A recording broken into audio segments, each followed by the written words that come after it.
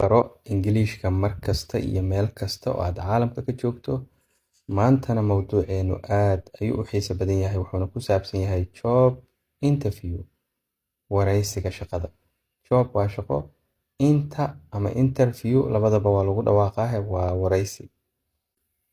Marka alaaba qofka shaqada la siinayo iyo qof kale oo kambaniga uu wakiishay ama shirkadu u wakiilatay inuu qofkaas wareysto ayuu wareysigan dhex maraa.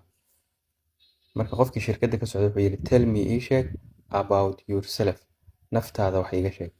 Tell me ii sheeg about wax ku saabsan yourself, naftaada wax iiga sheeg. Marka naftaada wax iiga sheeg marka lagu leeyahay waxaa lagaa rabaa waxa aad sheegayso inay ku saleysnaadaan wax kambanigu uu danaynayo. Marka kow inaad magacaaga ku bilowdana waa muhiim, sidii horeba mar aan usoo sheegnay. My name magacaygu is Ana, waa Ana. My name magacaygu is Ana, waa Ana. I am 26 years old, waxaan jiraa 26. I am anigu 26 years old, waxaan jiraa 26. I studied waxaan bartay business, ganacsiga ayaan bartay. I anigu studied waxaan bartay business, ganacsiga.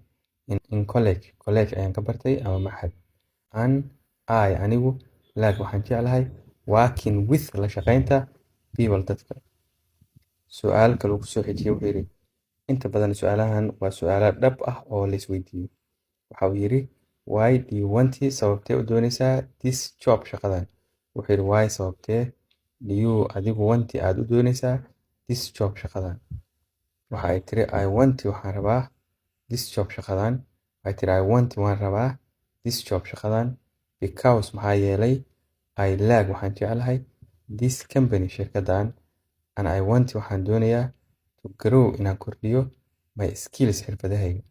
Waxay tiri I want waan rabaa this job, shaqadan because maxaa yeelay I like waxaan jeclahay this company, shirkadan.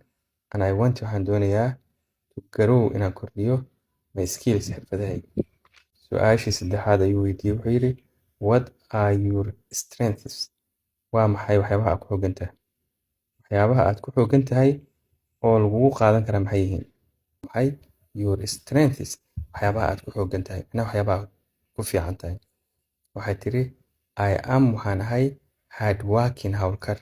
I am anigu waxaan ahay hard working, hawlkar ayaan qof hawlkar, friendly furfuran, and a fast learner, si degdegan wax u baran kara.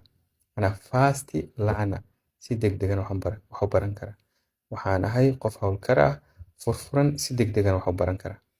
Su'aashaas marka lagu weydiiyo waxaa ku soo xigta su'aashan kale oo ah what are your weaknesses, waa maxay waxyaabaha aad ku liidato. What are waa maxay your weaknesses, waxyaabaha aad ku liidato waa maxay. Marka waxyaabaha aad ku fiican tahay waa inaad sheegto. Sidoo kalena waxyaabaha aad ku liidato laakiin aan aad u xumayn ama aad u darnayn waa inaad sheegto. Marka waxay tiri sometimes mararka qaar I feel waxaan dareemaa shy, xishood in meetings, kulamada dhexdooda. But laakiin I am working, waan shaqaynayaa oo waan ka shaqaynayaa to improve, si aan u horumariyo that, taas. Waxay tiri sometimes mararka qaar I feel waxaan dareemaa shy, xishood in meetings, marka kulamada lagu jiro. But laakiin I am working, waan ka shaqaynayaa oo waan hagaajinayaa xishoodka si aan iska dhaafo. To improve, si aan u horumariyo that, taas. Aad baad mahadsan tahay haddii aad halkan soo gaartay. Haddii aad casharka ka heshay laagta ku muuji. Haddii aad jeceshahay barashada luqadda Ingiriishkana, waxaan ku haynaa casharo tayo leh isla markaana la isku halayn karo.